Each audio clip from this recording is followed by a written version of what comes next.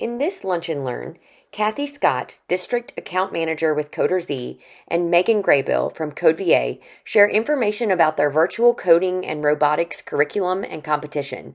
The goal of CoderZ is equity, inclusion, and reaching as many students as possible. Through a partnership with Amazon Future Engineer, CoderZ hopes to remove barriers for participation in computer Thanks, Brian. science. We'll give you all the information you need today and give you a little bit of time for Q&A. So please don't hesitate to use the chat for Q&A. And Brian, if you don't mind keeping an eye on that, would that be okay? Are you going to be with us the entire time? Perfect. Thank you. And if there's something in there that's relevant, I'm easy to be interrupted. It does not matter to me at all. So I'm going to start with the end in mind.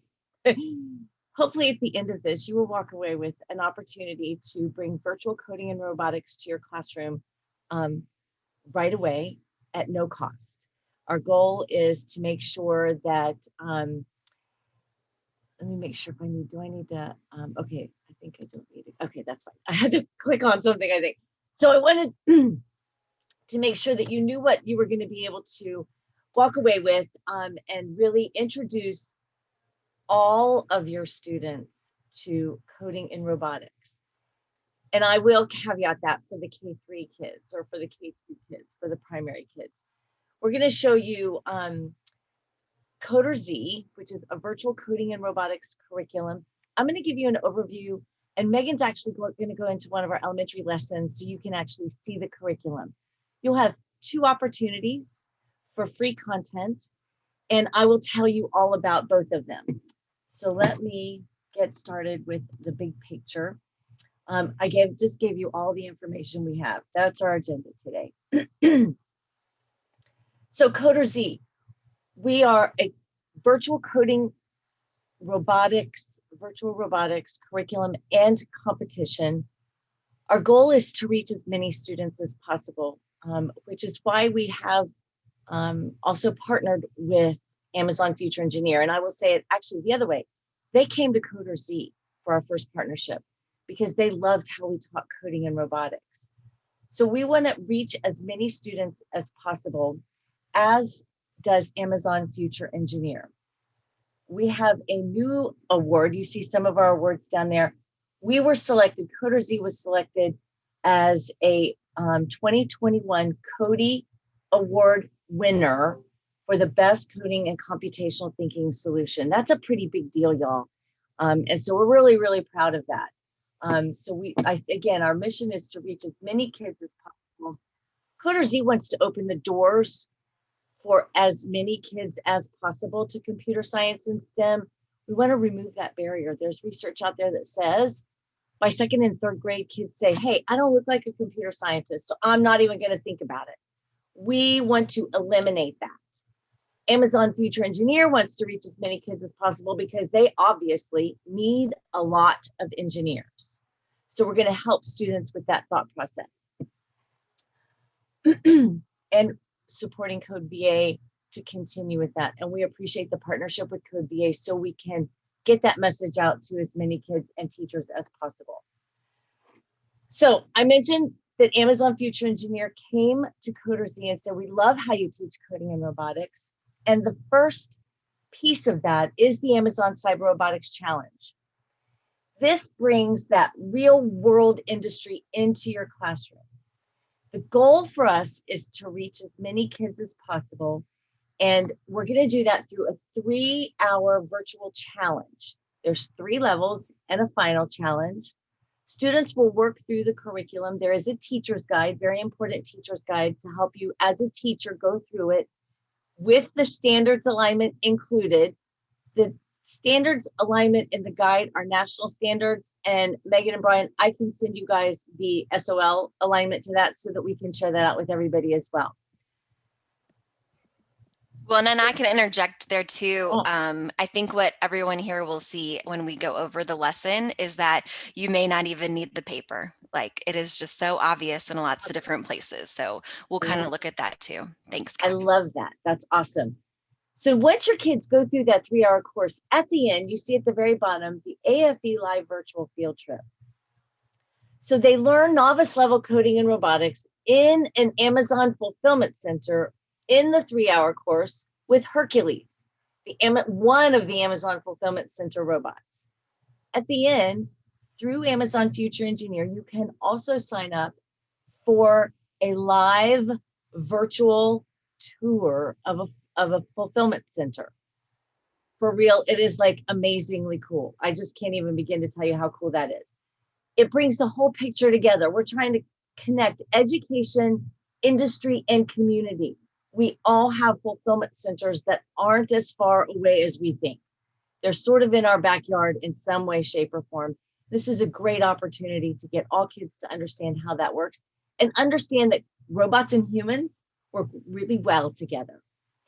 So the second part of the Amazon Future Engineer story is that teachers, after they did the Amazon Cyber Robotics Challenge, said to Amazon Future Engineer, I need more curriculum. This isn't enough.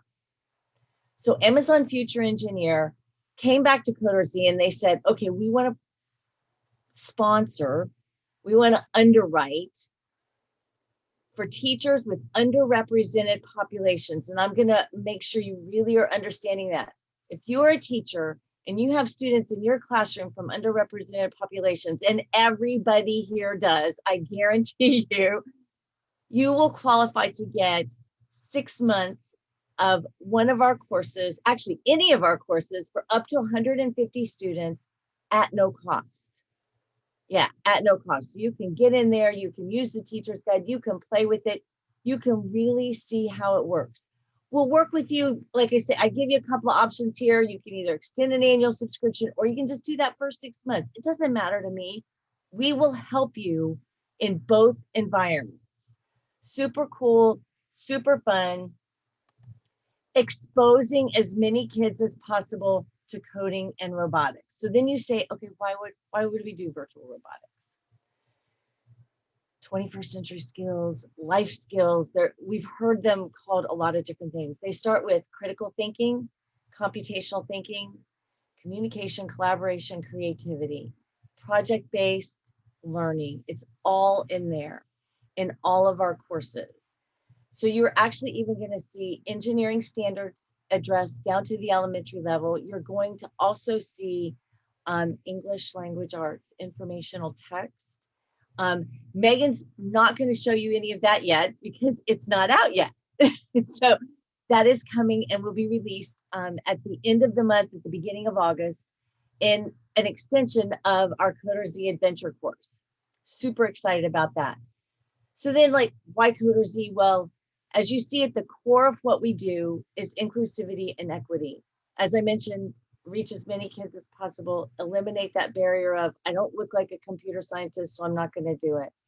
We start about 3rd grade, and it is an engaging 3D gamified environment, high-level graphics, super fun for the kids, interdisciplinary STEM and STEAM. So there are creativity missions even included, so that the arts are addressed as well. The flexible part there talks about and really means instructional models. You've had way too many this last year. And yes, we can help you with those. We can help you with the implementation in hybrid and virtual, in-class models, rotation, whole group, small group, you name the gambit, we can help you with it. The last thing you see up there is the low floor and the high ceiling. You guys are at a CodeVA training, so you are already the people that say, I can do this. So you don't have that barrier as much and don't really need the hand-holding probably as much because you're going to go do your homework to get it. But the low floor means you can come into CoderZ with no prior knowledge whatsoever. The high ceiling, and I mean teachers and students on both of these, the high ceiling is we want to be able to challenge teachers who are ready to be challenged and challenge students who are also ready to be challenged. We have different ways of doing that embedded within our curriculum so that kids are in both situations.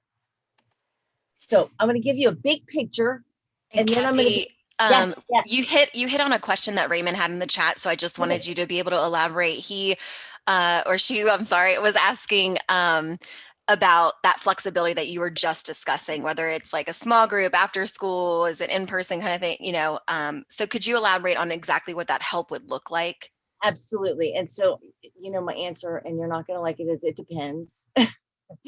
And that's why I will partner with a teacher or a school or a district to say, okay, tell me about your day and let's talk about where it's going to fit best. So CoderZ can fit as an integrated supplement to math, language arts, and science. It can fit as an extended day solution. A lot of folks use it in a club environment like Virginia Beach. I'll use them as an example, and then I'll come back and use Franklin City as a different example. Obviously, very, very different districts. One's much smaller, one's much larger. Last year, Virginia Beach had 45 schools using our curriculum in their after school club, as well as our competition. They did our CoderZ competition and a CoderZ league.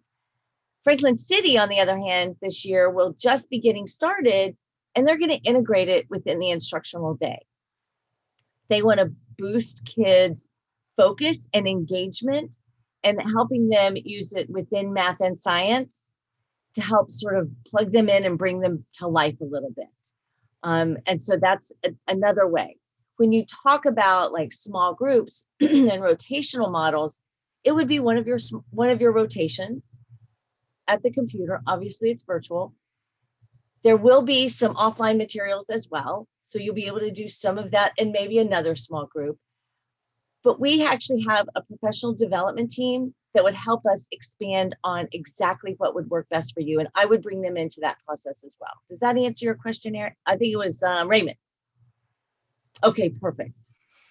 Okay, so this is a big picture. I'm just going to give you the big picture before I turn it over to Megan. Right now we have 4 courses. As I mentioned, we have a new course coming out in about 2 or 3 weeks. CoderZ Adventure is our novice level course, and we do have them labeled by skill level, and that's by design. But you're going to say, but Kathy, what grades are they? Because obviously everybody wants to know what grade they've been in. So CoderZ Adventure is really our entry level at the elementary, upper elementary, 3rd through 5th, okay? Focuses on basic math skills, basic science concepts, and basic robotics skills. Then they move forward to Cyber Robotics 101 at the beginner level. This is more of a solid middle school curriculum.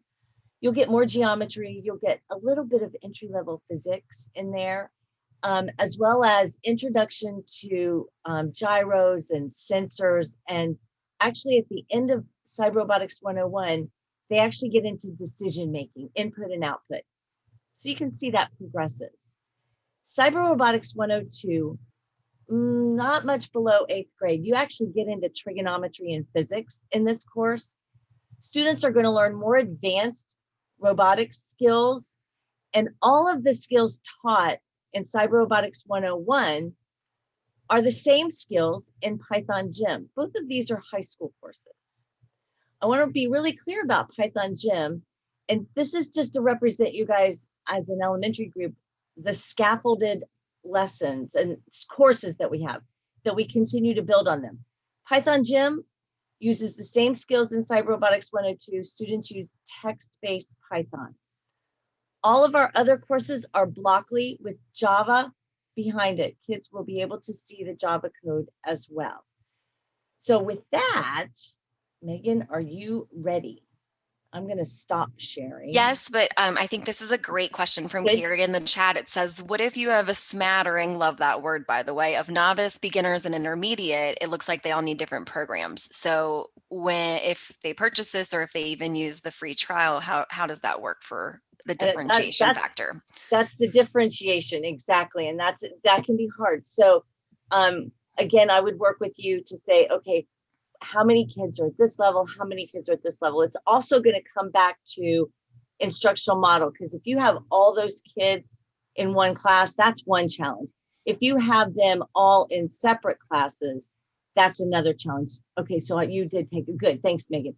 That's another challenge. So you can purchase it by course, by student, or by course, by school. So we can purchase it in different ways to make sure that your students' needs are met, is the best way I can answer. Does that help? I hope, yeah. If it doesn't, please post another question, and I'll start looking at chat too while Megan presents. Great. And obviously, please interject. And that goes for everybody. So I think it's important for me to be transparent about this. I had heard of CoderZ before, but until, I don't know, what was it, Monday, Kathy? Yes, yes, it was Monday. I know, right? I hadn't touched it. So I think it's important for you to know how quickly and easily like you can really get into this. And with that being said, we're going to, kind of go through this in a model. Frankly, this is what I've always done with my students is learn with them. And I would really encourage you to use that model if you haven't already, because learning together shows kids that, when we make mistakes, when we try new things, it's a whole another way of learning. And as we approach computer science, I think that's just a great way to go with that. So again, here's all of the different courses that Kathy was talking about. Today, what we're going to look at is this adventure Lego education. There's lots of different, very theme-based activities to do here. We're going to look at Candy Town. So I want to stop there because I think it's really important in order to be equitable for our students. We know that we need to use integration in order to reach all students and not just those students that are in the after school program or the club or whatever else. So being able to take something like this as an activity and really approach this from a literature perspective and say, okay, before we get here, you could take this even without us going into CoderZ, into the program itself. We could do this by hand. We could do a whole sim project of them creating their own Candy Town. We could read books about a similar setting. We could talk about a carnival that they went to or something similar, board games that they might play, get that communication piece down and critical thinking. So I would encourage you as we kind of look at this today to think about how you're going to bring these integral models to your age group and to the content that you're teaching. So again, as Kathy was saying, that there is a, what's it called? The where you tell the content that it's teaching, that the teachers can see exactly what standards are correlating, the correlation chart. Okay. But here, I mean, it's pretty obvious. This is about radius, another radius, half circle. So we're kind of like looking into geometry here. But as I said, because we have a setting and we will have characters and all of these things, you can immediately make that literature connection and start talking about all of those thematic places. I noticed one person was in second grade and we probably go all the way up to middle school. Again, it totally depends on who your learners are and what you're trying to get out of the lesson objective. But what I like about this is that because so many of what we've used, has anybody here used Scratch before? I mean, this looks a lot like Scratch. So if they've done Scratch, they kind of have this idea of what this could look like. So I can't help but start by using the terminology that we need to know, focusing on elementary and actually working all the way up. But this is a great opportunity for you to build that vocabulary with your students. You could start by modeling what this program would look like, or again, you let them go off and they try this on their own and come to you about it. So this is called, does anyone know what this kind of block is called? The one that starts the program? Don't be shy. You can drop it in the chat. You could show your face. It's okay. Like an event block? Yes, thank you. Okay, so the event block we know starts the program. It is like our go. And I always love to start with kids by not having this and saying, why is my program not working?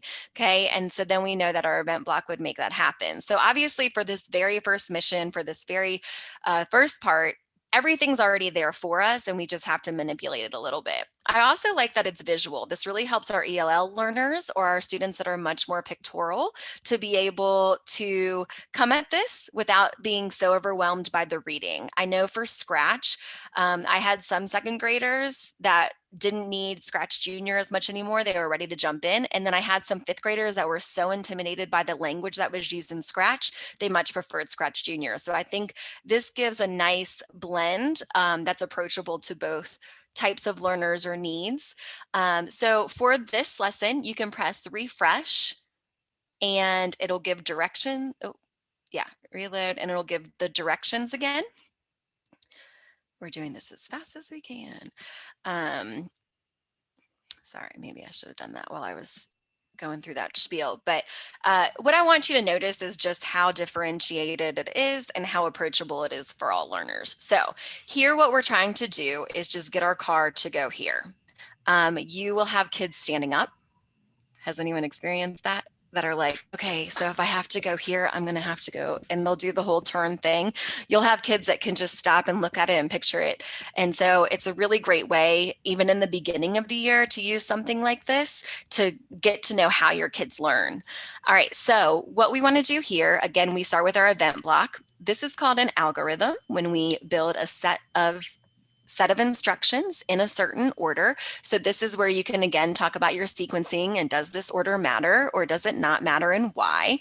If I start with this one, what is the effect of this happening? So we have a cause and effect factor that we can discuss. Again, all these literary skills, but what we're really trying to show them is how to turn.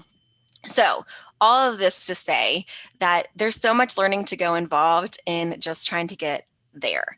So the first step, we say it's showing us that we're going to drive forward a distance. I love that there is this nested block here. Nested just means that it is a block of code that is inside other codes. Brian's probably dying right now because like this is such an elementary thing and he can like really code, but this is so feel free to interject if this is a little too elementary too. But so this nested code helps us now like focus on measurement, like what is this unit and what does it really mean? So here we can see in the drop down we have either M, that must mean Megan's, right? No, we aren't going by like the height of the person. This is meters. So we can talk about abbreviations. We can talk about all of those types of things. Or CM we know is centimeters. So they can kind of look at this distance and decide what they think it is. What I encourage all of my students to do is to test often. We do that for lots of reasons. One, if you have too much code and you try to test, it's really hard to know exactly what was wrong. Secondly, it's really like following that scientific method of only having one variable or fewer variables that would go wrong so that you can really debug and try and figure out how it's different. So even though I only have two blocks, the event block and then one command block, what I'm going to do is go ahead and run it and see how it's doing. So I'm going to reset the simulation each time. This is a little bit different than Scratch. But I really like that feature because it always takes it back to where it started. And then you can run the program. So it says run simulation. Simulation is also a word that you'll see in the computer science curriculum. Starting in 3rd grade, it talks about like understanding models and simulations. It is extended in the 6th through 12th grade curriculum, really, but helping them understand that a simulation is just the way that we visualize something on a computer or within a model. Okay, so we did that and like it barely looked like anything happened. So all of a sudden we need to have that conversation with our kids of what could we do differently? So any suggestions? What could we do differently here to change our code to make something new happen?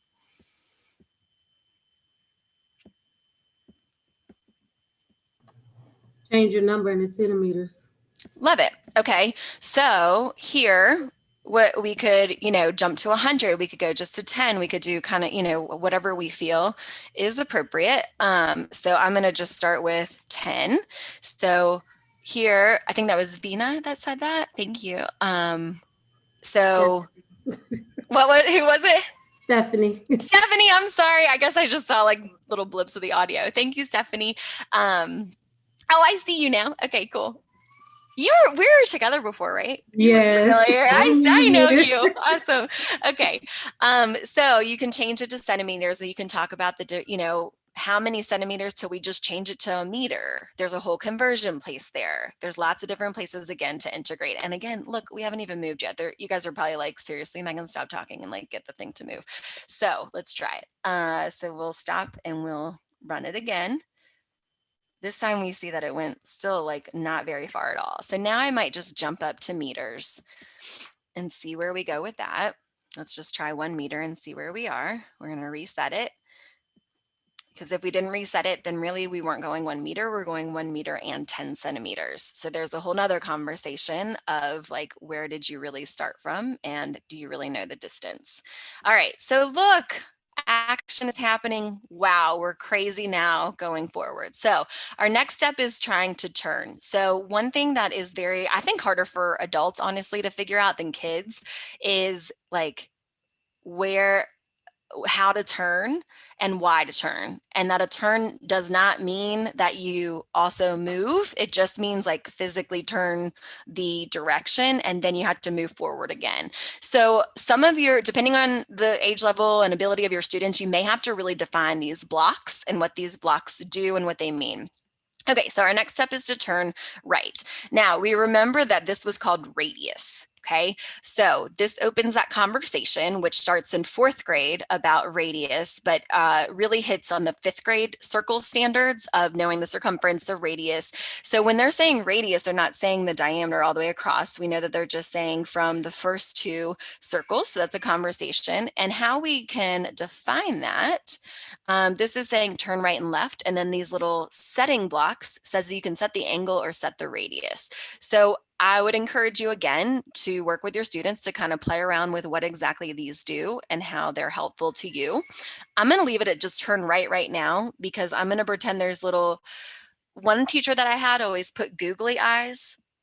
And she would even like let the kids like hold it up to remember where the front and where they were looking. And I thought that was a really great strategy to help the kids. She may or may not be a full-time employee of CodeVA now, Kristen Franklin, just throwing it out there. But it was just such a smart idea to get the kids to see where they're actually turning. So again, I only added one piece of code, but I'm going to run it again. Okay, so we're going to reset the simulation. Why? Because we don't want to go 1 meter from where we are. We want to go back to the beginning and go forward from there. Okay, and I'm going to run the simulation again. Okay. All right, so I'm liking what's happening so far. Okay, and then I want to kind of play around with these tools that we were talking about, because obviously they gave me the scaffolding of the code. So better plug my computer in. That would be really fun. So they gave us the scaffolding of knowing that we should do something with turning right twice or turning twice, or maybe using this set angle. So I want to set the angle. If I'm right here and I went forward, I would miss my target, right? So here's the conversation now of what angles are really looking like. So, we're so used to just having our kids like look at the piece of paper and do an angle. This kind of brings that conversation to like really realistically why we need to understand angles. And especially in Virginia, the way that we are transforming the math curriculum, including the data science, including the real world practicality. Things like this are going to be really important for kids to be able to see in simulation and then apply in real life. So here's the conversation of like, how far are we really turning? And obviously I'm a super visual learner because I'm like over here doing this with my hands. But, if we did 90 degrees, would it hit the target? It seems like you're just turning again. If we did, we have to understand, all right, well then what's 180? That would just be like flipping all the way back around. So now we can have that conversation of like an acute angle. So I probably want something less than 90, but greater than 0. So let's set the angle.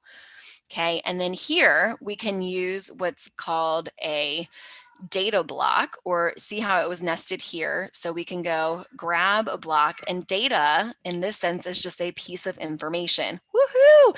Another cross-curricular vocabulary word. Aren't we happy? So maybe I try 35. Again, see what happens. Stop. And reset again, because remember, if we started exactly where we were, we wouldn't need all of this code. We would just need that last piece. Okay, I'm going to run it. It's going to turn. And then it didn't go. Why didn't it go forward? I just told it to do an angle. What happened?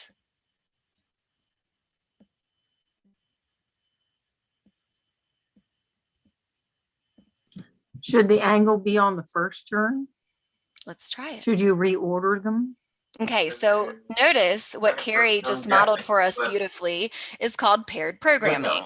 She does not have access to actually moving the commands around, but how great was she at verbalizing what could happen differently? Less inclined to want to help them. For your students that struggle with communication, I encourage you to have them start as the driver, because students that struggle with communication can do it over and over, but students with great communication can tell you without having to touch it. So let's try this one. Let's try it here. We're going to reset. And I'm going to talk for about 2 or 3 more minutes, and then I want to hear from you all what you think. Okay, so there we did our angle, and then we're going to turn right. And we know that we need to do this last one. So it turned, and now we need to go forward again. This is 1 meter. I don't know that it's going to be the same distance as we had before. So I might try to do half of a meter. Oh, conversion, 50 centimeters. Let's try it. All right, reset it.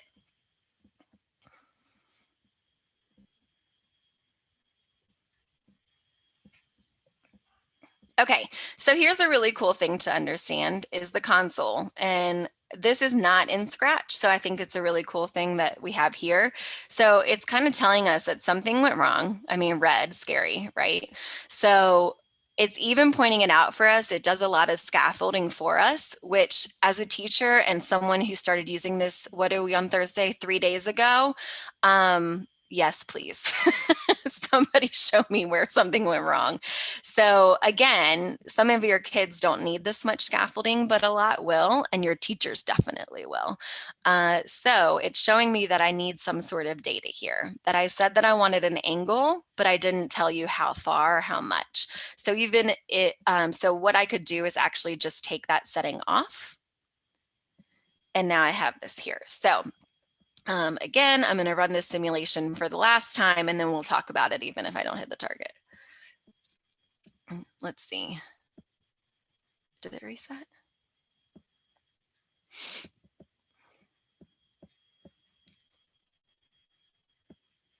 Turn.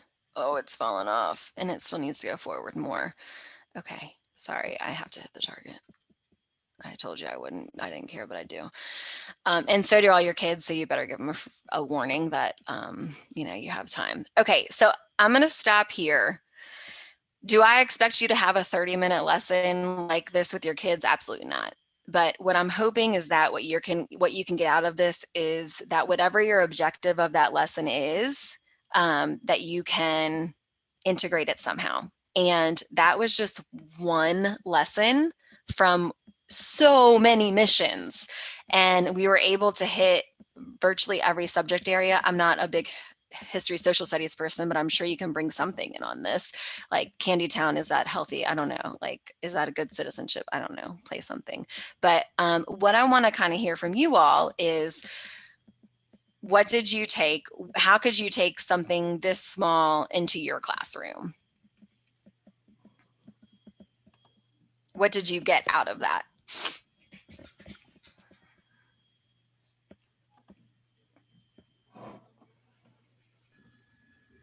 Well, for me, even though I teach 2nd grade, but I can still kind of use it to help with like direction. Yes. The direction with the little ones, because Nice. they do learn about position. Yes. So I can see that. And sequencing too as well. Yes, good call. Yep. Anyone else have ideas of how you could see using something like this? Use other people in the restaurant? Well, it would definitely be for the math, for the 4th and 5th, for the circles and the radius and the One of angles. the things was peak walnuts. Excellent. Other ideas? They're expensive in the process to make. So Megan, this is all online. This is not like a block, like Lego Mindstorms block from the past. And so each child could be operating it on their own laptop. Kathy, I'll let you take that question. Carrie, you are absolutely correct. And so one of the things I was thinking as Megan was with this, I was like prime Lego, and he was starting to fall off. they can fall off as many times, and you never have to buy replacement parts, and every child gets to monitor and work with their own robot because it is all virtual, and that is super important. I've had teachers use CoderZ to prepare their kids for like the first Lego League robotics competitions. And one of the things that this teacher, oh goodness, where was it? In Florida, in Jacksonville, she found after she'd done the first Lego League for a number of years, and this year she had CoderZ go first.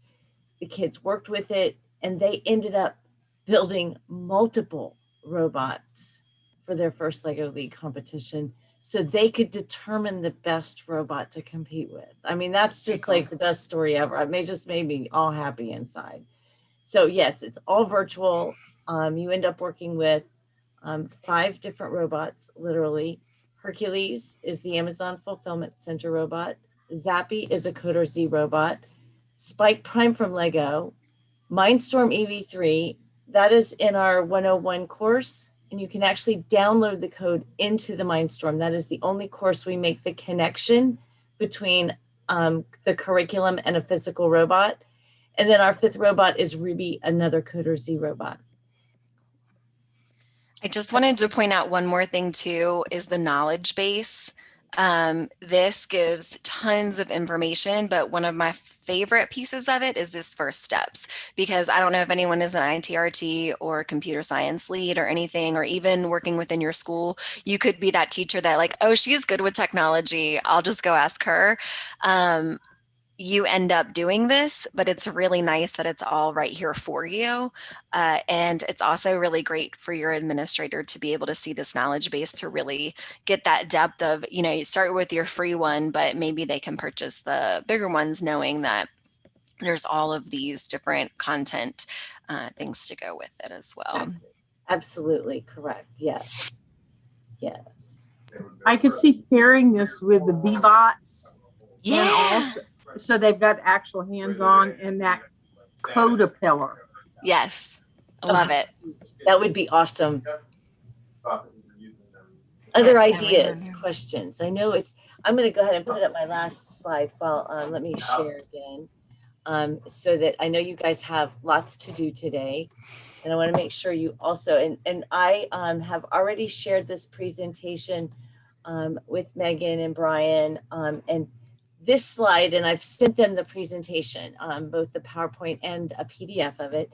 These are the links to sign up for the Amazon Side Robotics Challenge, to sign up for the CoderZ curriculum once you've completed the Amazon Side Robotics Challenge. And then the last one is to schedule the live virtual field trip in an Amazon fulfillment center. Keep in mind, this will cost nothing. The initial 6 months for the CoderZ curriculum is at no cost because it is underwritten by Amazon Future Engineer to really find all the underrepresented populations and open the doors for as many kids as possible. So you'll have all of that. Any questions? I'm just going to leave that slide up there so folks. Well, and additionally, you do have CodeVA. We are specifically, our mission is to work with you. So if you start to have more questions about this, you have our emails, please reach out to us as well. And we can work with you on that. And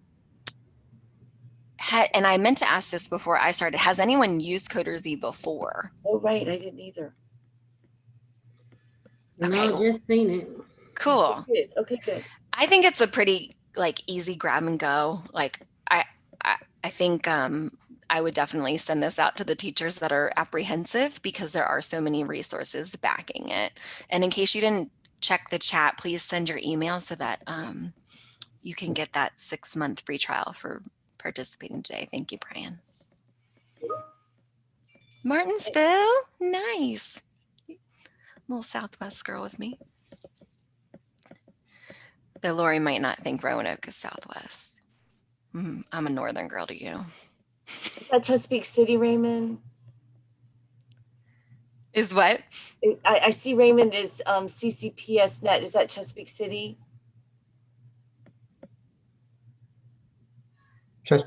Chesterfield County. Oh, Chesterfield County. Okay, thank you. Lori asked, how many students does it cover? So the Amazon Future Engineer sponsorship covers up to 150 students, and you can select different courses. So like we had the question earlier about what if I have kids all over the place? So you could have 30 kids in the novice course, you could have 30 kids, I just picked a number, up to 150 kids. If you have more and you want to talk to me, I can sort of see what I can do, is what I would say. If you like have 160 kids, that's sort of ridiculous, right? Talk to me and I will be glad. You can get my contact information from Brian or Megan, and they would be happy to share that with you. I'm not super structured. I think you answered this question in the chat, Kathy, but I wonder if you could elaborate on a little bit more. Someone asked about could they do the free curriculum again the next year, or sort of the free trial.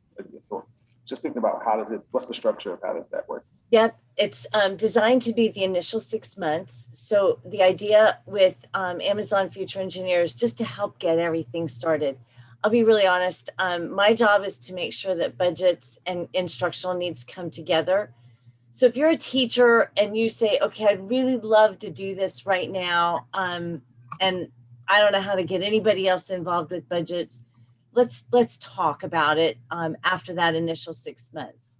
So really what Amazon Future Engineer wanted to do is expose the kids to it. And that's why I share my story early of by 2nd and 3rd grade, really kids decide, I don't look like one, so I'm not going to be one. And we want to reach as many kids as possible. Diversity in computer science is a critical need, because that is actually what's going to help expand the solutions for many different aspects. And so they really want to make sure we're opening the doors. So I'll work with you. Don't get too worked up about it. It's that initial 6 months though, is the way they do it, just so you know, okay? But the Amazon Site Robotics Challenge, I didn't say this, is always free. That one is the course that we wrote when they came to us last year and said, hey, we want you to write this course on introducing coding and robotics in an Amazon fulfillment center. It's only 3 hours, and that's your first step. And it's a lot of fun. So, and it looks just like, obviously it's in a fulfillment center, so it doesn't look like Candy Town, but it's going to be set up the exact same way, where you have your simulation space on the right and your code working space on the left. And Megan showed you all the different pieces where to get your blocks and all that too. Awesome. And then there was a question for your contact information, Kathy. Yeah, I'll put it in the chat too. I should do that anyway. Oh, wait a minute. I guess I should put the right email address. One of the things that I would also say that's having a chance to play around with CoderZ has been that, sort of to Megan's point of having to be able to jump on that quick, being able to say, oh, I understand this pretty quickly. And also just the actual immersiveness of the graphics and the actual platforms that are there. It's really, really interesting. And one of the things that I don't think Megan hit on was just the idea that it is also set up from a high level and a low depth level as well. So if you're concerned about sort of bandwidth or network access and being able to access these sort of high, rich graphic piece, there is a low def model that will sort of strip away and give you the bare bones so that students can access this from any sort of machine or opportunity to do that as well. So they're thoughtful about how to make sure that this does really get to all students in that way. So, Brian, you really are our techie guy. I will also just add to that, it is optimized for a Chromebook, and I know many of you have Chromebooks out there, so that makes it a super easy. And Microsoft Edge and Chrome are the two preferred browsers, if you will, just so you know. I just know sometimes in those school buildings, that network thing is always fun, right? So, any other questions that we have for Kathy or for Megan or about CoderZ?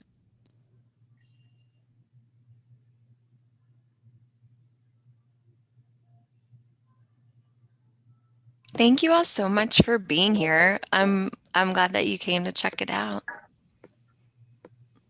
And Megan, yes, thank you. Time here. So one of my favorite things. But the idea is definitely we wanted to make sure you guys were familiar with this really interesting tool. It's really opportunity to be able to use it. This session. You been inside? Go ahead. Okay. Sounds background noise. But the idea there is that this is our elementary focus one, and as we saw, CoderZ actually does go from high school. So if you're interested in, or if you know another teacher that would be interested in this, what does this look like from the middle and high school side of things? Let them know we will be doing a separate session about this next week as well. The one thing I also wanted to share with you guys is tomorrow we'll be actually having a tech slam. So if you are interested in and you have a tool that you know works really, really cool that you want to share with others, and you think it's to actually win and other people will think, it's a slight little competition as a way to share some things out, to let you know, and so that we can share some tools, get familiar with some things, and maybe even win a little bit of a competition and walk away with the bragging rights of this Tech Slam champion. Megan will actually be our host for that tomorrow. So super excited to see what you guys do. If you are interested, there is a sign-up form, and we can drop that in the link, as well as you can add as well to be able to drop it in. We're hoping to see some really exciting tools and some ways to use those. So please let us know. We know you guys are doing some great work and doing some sort of see some things that we may not be even aware of. So thank you again for that. And with that, we'll let you guys have a great training day. Kathy and Megan, thank you guys so much. And we'll see you next time tomorrow.